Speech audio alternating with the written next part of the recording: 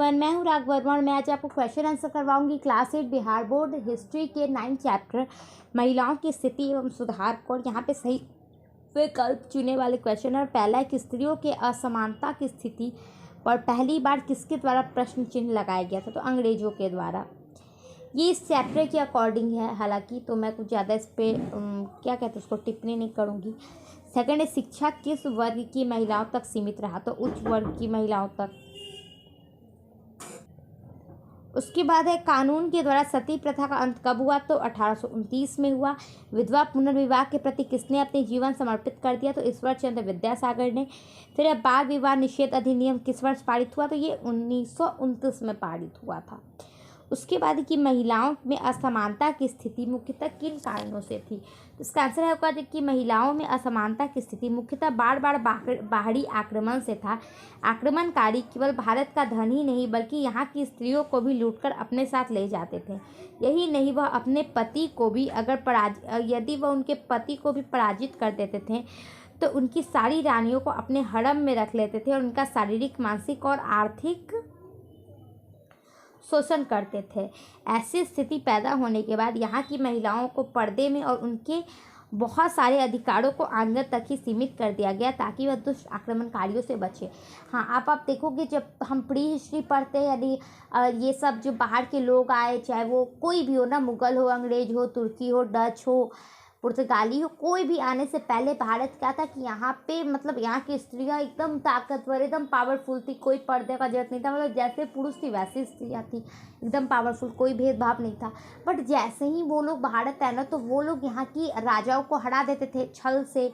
ठीक है, कोई युद्ध नीति नहीं था। देखोगे आप, कोई भी आप देख लो मूवी उठा के, और कोई भी तुगलक हो, खिलजी हो, औरंगजेब हो, किसी का भी उठा के देखोगे तो सब ने छल से मारा था, है ना। तो छल से मारते थे और उसके बाद क्या करते थे, रानियों को ले जाते थे उठा के। तो ऐसे में क्या हुआ ना कि जो सुंदर लड़की दिखी उसको उठा कर ले जाते थे। तो ऐसे में क्या हुआ ना, अपने यहाँ पर्दा सिस्टम आ गया। वो बचने के लिए घूंघट लेने लगी, घर में रहने लगी, सीमित हो गई। और यही सब के चक्कर में उनसे जो शिक्षा है वो छीन गया। जितना भी जो जैसे देखोगे झांसी की लक्ष्मीबाई जो थी रानी, झांसी की रानी, उनको सब कुछ आता था, घुड़सवारी, तलवारबाजी। वैसे उनकी जितनी फ्रेंड थी, दुर्गावती हो गई, या फिर रानी चिन्नम्मा हो गई, या फिर उधर जौहर जो की थी रानी पद्मावती हो गई, सब उतनी ही पावरफुल थी। बट जैसे ही ये आक्रमणकारी लोग आए तो इन्होंने क्या करना शुरू कर दिया था, तो इस चक्कर में क्या हुआ था कि महिलाओं की स्थिति बीच में खराब हो गई थी। फिर है कि सती प्रथा पर किस प्रकार से विवाद रहा? एक मिनट में माइक, हाँ, विचारों को लिखें। तो आप देखो यहाँ पे कि जब बाहरी आक्रमण जैसे मुगल, खिलजी, तुगलक भारत आते हैं तो यह सिर्फ भारत का धन नहीं बल्कि स्त्रियों को भी लूटने का कार्य करते थे। उनके पास युद्ध में कोई नीति नहीं होती थी और ऐसे में वह राजाओं को पराजित करने के बाद उनकी रानियों को अपने साथ ले जाकर उनका शोषण करते थे और उन्हें बेच देते थे। ठीक है, ऐसे में अपने स्वाभिमान और इज्जत की रक्षा के लिए रानियां अपने पति के साथ चिता में जलना ज़्यादा अच्छा समझती थी। लेकिन बाद में कुछ अनपढ़ लोगों के कारण इस व्यवस्था को रूढ़िवादिता में बदल दिया गया जो समाज को अच्छा संदेश नहीं देता था। अंततः क्या हुआ था, राजा राम मोहन राय के प्रयासों ने अंग्रेजों ने 1829 में कानून बनाकर सती प्रथा का अंत कर दिया गया। अब देखो, जैसे सती प्रथा क्या था कि देखो जब वो लोग आते थे तो वो लोग, जैसे पद्मावती में भी देखा था ना कि वो पद्मावती को पाना चाहते थे, मूवी में आपने देखा होगा। तो वो क्या चाहते थे कि रानी को अपने साथ ले जाना, क्योंकि उनके यहाँ तो सुंदर लड़कियाँ होती नहीं थी, तो अपने यहाँ से सुंदर लड़की ले जाने के लिए। तो ऐसे में क्या हुआ ना कि जब वो यहाँ लूट कर ले जाते थे तो उनकी पत्नियां सोचती थी इतना इज्जत दाव पे लगाने से अच्छा है कि अपना जान दे देते। तो वो अपने पति का जो शव होता था, जो चिता जलता था, उनके साथ अपना भी देह त्याग कर देती थी, क्योंकि वो लोग इतने दरिंदे थे कि अगर वो मर भी जाते थे फिर भी वो डेड बॉडी ले जाते थे। ठीक है, उसके साथ वो लोग गलत हरकतें करते थे, अमानवीय व्यवहार करते थे। तो इस कारण वो क्या करती थी, अपने शरीर को ही त्याग देती थी, अपना प्राण दे देती थी। तो ये तो रानियां करती थी, जो जिनके वीर मर गए, जिनके सिपाहियों की जो पत्नियां थी वो करती थी। बट बाद में जो कुछ अनपढ़ लोग हैं वो इसका रीजन तो नहीं समझ गए, बट फॉलो करते रह गए। और वो ऐसे में क्या होता था, कोई किसान की भी बीवी मर गई, हस्बैंड मर गया, तो उसको जबरदस्ती, जिसको मन नहीं उसको भी जला देते थे। तो ऐसा नहीं था, इसीलिए है कि इसका फिर विरोध किया गया कि वो अपने मन से रानियां जलती थी, ना कि उन पे किसी का प्रेशर होता था। तो इसीलिए फिर सती प्रथा को बंद करवा दिया गया था। ठीक है। फिर क्वेश्चन है थर्ड कि राजा राम मोहन राय के द्वारा महिलाओं से संबंधित किसी समस्या के खिलाफ आवाज उठाया गया था।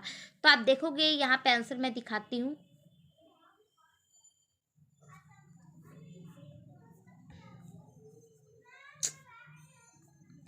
राजा राम मोहन राय आधुनिक युग के प्रणेता थे। उन्होंने ब्रह्म समाज और ब्रह्म सभा जैसे संगठन स्थापित किए। ब्रह्म समाज संगठन के द्वारा महिलाओं की स्थिति में सुधार की प्रक्रिया अपनाई गई, जैसे सती प्रथा पर रोक, महिलाओं की शिक्षा पर बल, विधवा पुनर्विवाह को प्रोत्साहन, अंतर्जातीय विवाह का समर्थन, बाल विवाह का विरोध। समाज में स्त्रियों की स्थिति सुधारने के लिए उन्हें अथक प्रयास किए, शिक्षा के प्रसार के कार्य किया और संपत्ति का उत्तराधिकारी महिलाओं को मिले इसके लिए आंदोलन भी किए थे। ठीक है। फिर फोर्थ क्वेश्चन है कि ईश्वर चंद्र विद्यासागर ने महिला सुधार में क्या क्या योगदान दिए। तो प्रसिद्ध समाज सुधारक ईश्वर चंद्र विद्यासागर के नेतृत्व में विधवा विवाह के पक्ष में आंदोलन चलाया गया और कोई भी प्रथा उससे समय के तत्कालीन परिस्थितियों को देखते हुए बनाई जाती है, लेकिन जब स्थिति बदल जाए तभी भी उसी रीति रिवाज का उसी तरीके से उपयोग करना रूढ़िवादिता मानी जाती है। मतलब देखो, जैसे सती प्रथा उस टाइम के अकॉर्डिंग था, बट अगर अभी अभी सब कुछ सही है, अभी अगर कोई सती प्रथा अपनाए तो ये गलत है। मतलब कोई भी रूल बनता है तो वो उस समय की सिचुएशन को देख के, मतलब जैसे लॉकडाउन में था कि हमें मास्क का यूज़ करना है ना, रोड पे नहीं निकलना है, बट अभी कोई पुलिस आपको पीट सकता है कि आप बिना मास्क के रोड पे क्यों चले हो, नहीं, क्योंकि स्थिति बदल गई है। लेकिन अगर आप अभी भी पुलिस आपको पीटने लगे तो ये तो गलत बात हो गई, रूढ़िवादिता हो गई, यानी ज़बरदस्ती एक चीज़ को मान रहे हैं बिना सोचे समझे। तो वही बात है। अंग्रेज सरकार के सुझाव को मानते हुए वर्ष 1856 में विधवा विवाह के पक्ष में एक कानून पारित कर दिया गया। ईश्वरचंद्र विद्यासागर के प्रयासों के कारण बाद में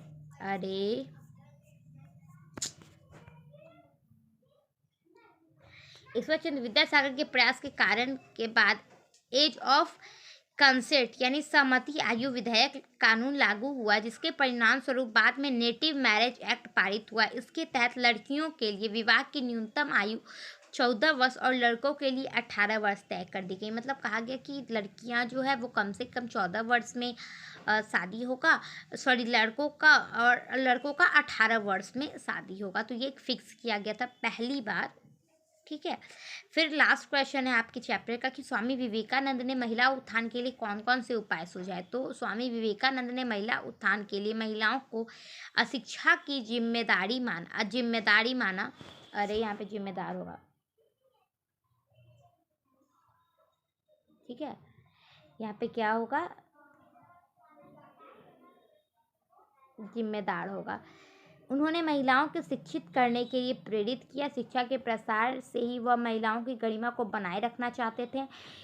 इनसे भारतीय संस्कृति का आदर पश्चिमी जगत में स्थापित हो सके। मतलब वो बहुत अच्छे व्यक्ति थे। ठीक है। मतलब हम तो कहते हैं कि भारत के हर यूथ को विवेकानंद की तरह होना चाहिए, बहुत ज्ञानी, बहुत मतलब एक भारत का जैसा हम लोग एग्जाम्पल कहते हैं कि भारतीय कैसा होता है, सहनशील, बुद्धिमान, ठीक है, पेशेंस के साथ, तो ठीक वैसे ही थे स्वामी विवेकानंद। तो वो चाहते थे कि महिलाओं की स्थिति बेहतर हो, और पश्चिम जगत में जो कि अभी वेस्टर्न कल्चर बहुत ज़्यादा मतलब पॉपुलैरिटी उसको मिली हुई है, सब उसको बहुत महान मानते, तो वो चाहते थे कि नहीं, भारत ज़्यादा महान है, अगर हम यहाँ के कल्चर को अपनाएंगे तो भारत से हम मतलब बाकी सबसे हम आगे निकल सकते हैं और आदर स्थापित कर सकते हैं, अपने लिए इज्जत कमा सकते हैं। तो यहाँ पे चैप्टर कंप्लीट हो जाता है। Bye bye, take care.